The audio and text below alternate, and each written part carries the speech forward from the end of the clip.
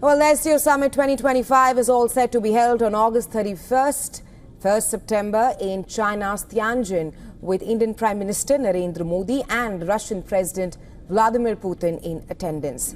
As global power consolidation efforts shift eastward, the Shanghai Cooperation Organization has quietly grown from a regional security bloc to the Shanghai Five, to one of the most influential multinational blocs of the 21st century. Here's a report on the evolution of the SCO, a regional bloc that controls vast energy reserves, drives ambitious connectivity, and increasingly positions itself as a counterweight to Western-led institutions. Take a look.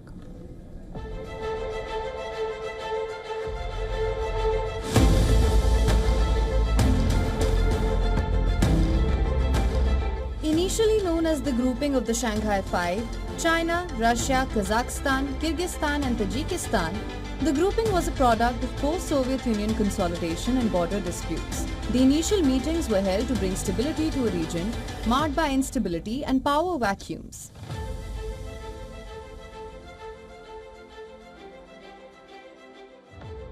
In 2001, with Uzbekistan's inclusion, the Shanghai Cooperation Organization was formally created. Its early mandate was narrowly defined. Essentially, it called for a new, democratic, fair and rational international order. A code for a multipolar world, not dominated by the West and Western-dominated alliances.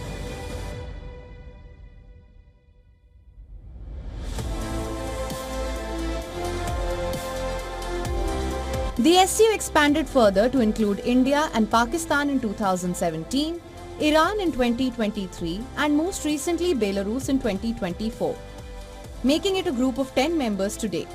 This includes China, Russia, Kazakhstan, Kyrgyzstan, Tajikistan, Uzbekistan, India, Pakistan, Iran and Belarus. It also has 2 observer states, which include Mongolia and Afghanistan, which is currently inactive. Furthermore, the organization has 14 dialogue partners, which are Sri Lanka, Turkey, Cambodia, Azerbaijan, Nepal, Armenia, Egypt, Qatar, Saudi Arabia, Bahrain, Kuwait, Myanmar, the Maldives, and the United Arab Emirates.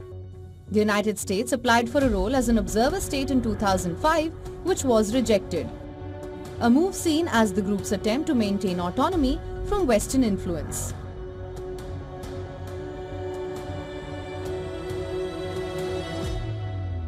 What began as a security club has broadened to an economic and political forum.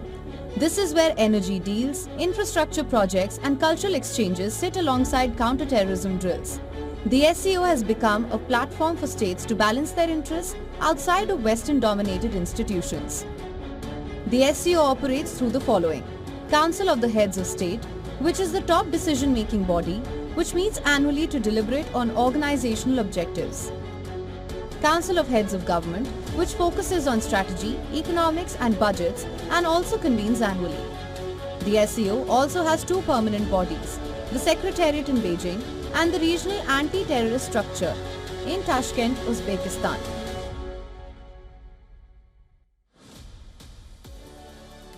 Security remains the SCO's strongest card. Between 2011 and 2015, RATS thwarted 20 planned terrorist attacks, disrupted 650 crimes, dismantled 440 camps, and arrested over 2,700 extremists. SCO members accounted for 14% of global drug seizures between 2012 and 2017. Large-scale joint military drills demonstrate coordination, while intelligence sharing has helped contain cross-border threats. Even the United Nations, once skeptical, has recognized the SCO as a vital force for Eurasian stability.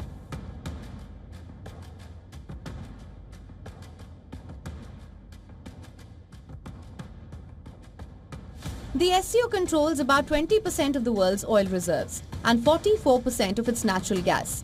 To coordinate this power, the SCO Energy Club, established in 2013, has linked producers like Russia, Iran and Kazakhstan with consumers like China, India and Turkey.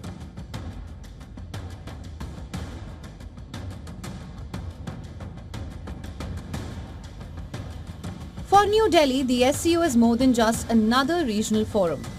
It's a stage to practice strategic hedging. India's active role in the SCO signals that it will not be bound by a singular Western orbit, especially in light of Trump's tariff rhetoric.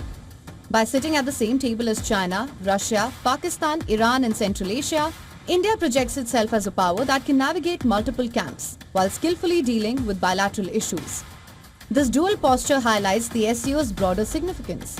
It is one of the few institutional counterweights to the American-led order, advancing the idea of multipolarity, where Washington is no longer the sole arbiter of global security and economic rules.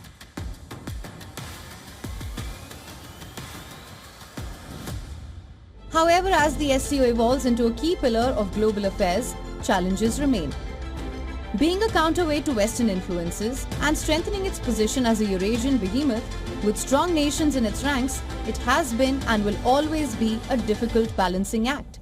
Shifting the balance of power in a multipolar world outside the influence of the United States, balancing powers like Russia amid the war in Ukraine, and China's assertiveness in the South China Sea are often cited as critical challenges, as well as its expansion into West Asia with the inclusion of Iran and the Afghanistan question.